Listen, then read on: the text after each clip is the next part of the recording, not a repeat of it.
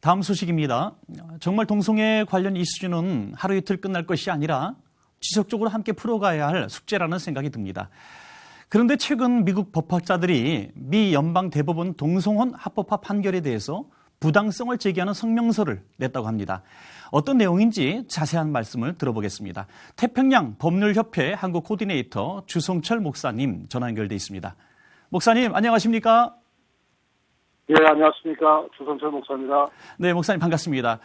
방금 말씀드린 대로 미국 법학자 64명이 동성혼 합법화에 대한 부당성을 지적하는 성명서를 발표했다고요?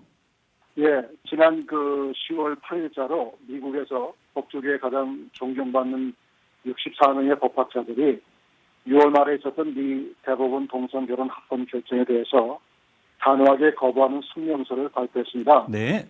이들은 미국의 명문 대학인 프린스턴 대학을 비롯해서 옥스퍼드, 노트담, 버스턴, 미시건 주립대학, 캔사스, 밴더빌트 대학에서 법을 가르치는 법학자들입니다. 네네. 이들은 아브라함 링컨이 노예 제도를 허용한 대법원의 판결에 대한 비판을 인용하면서 선출된 정계 지주가들이 자신들의 권위와 권력을 잘못 사용했을 때에 그것에 대한 값을 치러야 한다는 요지를 가지고 나선 것입니다. 네.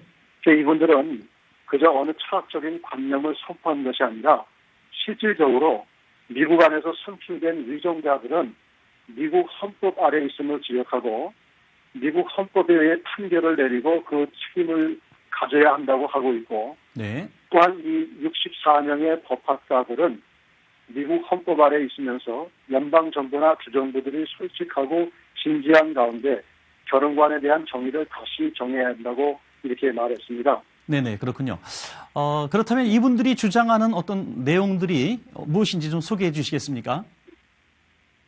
예, 이것을 다 이야기할 수는 없겠지만 네. 총체적으로 말씀을 드린다고 그러면 이 법학자들은 대법원의 이번 판결 과정은 권력 남용이라고 하고 있고 네. 이들은 대법원 판사들이 권력 남용을 했다고 보는 것이고 또 그래서 이들은 2016년도 내년이죠. 내년 네네. 대선 주자들에게 4가지 내용을 정리하면서 이들이 선거 공약뿐만 아니라 대통령으로 취임될 때에 이런 내용들을 존중해달라는 것입니다. 네네. 그래서 이제 그걸 잠깐 소개한다고 그러면 첫 번째로 이들은 역사적인 오벌 집회 케이스를 바탕으로 이 땅의 법으로만 생각하지 말고 법관들의 법 권력 남용을 봐야 된다는 대법원 법관 알리토의 의견을 전달한 것입니다. 네네. 그러니까 다시 말해서 법관들이 자신들의 법 권위를 남용하지 말라고 하는 것을 여기서 설명하고 있고 네. 두 번째로 이 역사적인 오벌 집회를 거부하거나 인정하지 않는다면 다른 모든 법정 케이스들을 묶어버리는 결과가 되기 때문에 이것을 거부하게 된다고 그러면 자신들이 대통령 역할을 하는 것이라고 이렇게 선포한 것입니다. 네네.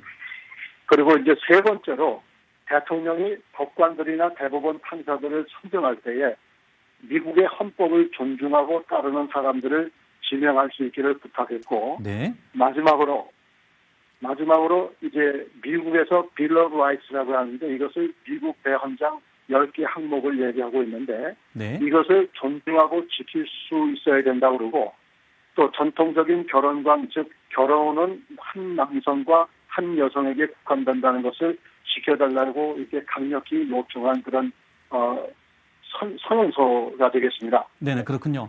아주 잘 정리된 내용들인데요. 이런 것들을 가지고 이렇게 또 주장하고 있는데 사실 이런 움직임들이 가시적인 효과가 있을까요? 어떻게 보십니까?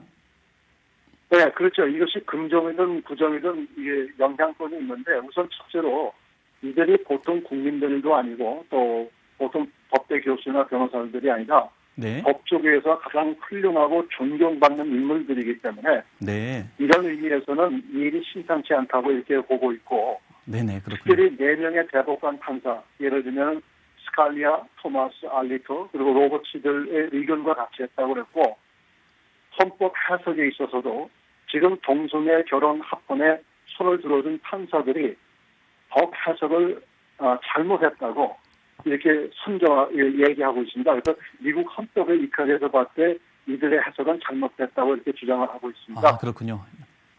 예, 그리고 이제 물론 이분들이 이 성명서나 이 요청서를 선포했다고 해서 법을 뭐 뒤집거나 이런 가능성은 아주 심각하고 네네. 이 사건을 굉장히 심각하게 지켜봐야 되지만 결국 긍정적이지는 못하고 네. 앞으로 크리스천들에게 대한 그 핍박과 어려움들은 더할 것이라고 지금 예상하고 있습니다. 네네.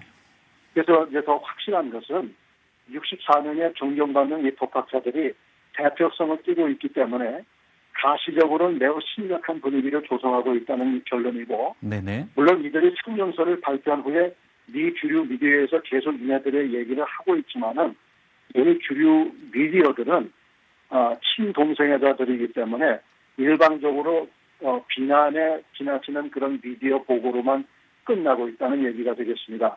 네, 그렇군요.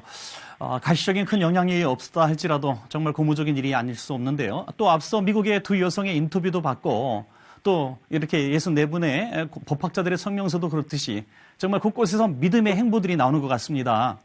그래서 이제 마지막으로 다시 언급하고 싶은 내용 가운데 하나는 64명의 법학자들의 성명서는 내는 이 성명서는 미국 전 국민에게 가시적으로 매우 큰 역할을 했다고 볼 수가 있습니다. 네, 그렇군요. 물론 대법원 판결을 뒤집을 수 있는지는 아직 미지수가 돼요. 아직도 대부분의 미 국민들은 동성 결혼 합헌을 반대할 뿐만 아니라 완강히 거부하고 있다는 것을 알 수가 있겠습니다. 네. 잠시 통계를 소개를 한다고 그러면 대법원 판결이 있기 전에 미국 50개 주들이 어떻게 동성 결혼을 허락했는지 살펴보면은 미국 국민들은 동성애 아니면 트랜스젠더들을 허용하지 않고 있다는 것이고, 네. 정부 요원들이나 정치인들의 주관이라고만 생각할 수밖에 없는 것은 네. 동성 결혼을 합법화시킨 주들을 살펴보면 총 39개 주가 되는데 네. 그 39주 가운데 주정부 판결로 허락된 주가 27개 주고, 네네. 그 주정부 입법부에서 허락한 것이 8개 주고, 그리고 오직 3개 주만 주민 발의한 주민들의 투표를 통해서 동성 결혼을 합법화시킨 것을 보았을 때에 네, 그렇군요. 실질적으로 전 국민들은 이런 것을 반대하고 있습니다. 네, 자세한 소개를 이렇게 들으면서 말씀을 드리면서 아직도 희망은 있구나 하는 생각을 하게 됩니다. 한국 교회 안에서도 정말 많은 논의가 지금 이 문제에 대해서 있는데요. 대안을 찾아가고 있습니다. 말씀하신 대로 이런 모든 일이 비단 정치적인 일로만 해석되지 않고 또 하나님의 시각으로 해석되어지고 또 질서를 찾아갈 수 있기를 바라겠습니다. 목사님, 오늘 소식 감사합니다. 예,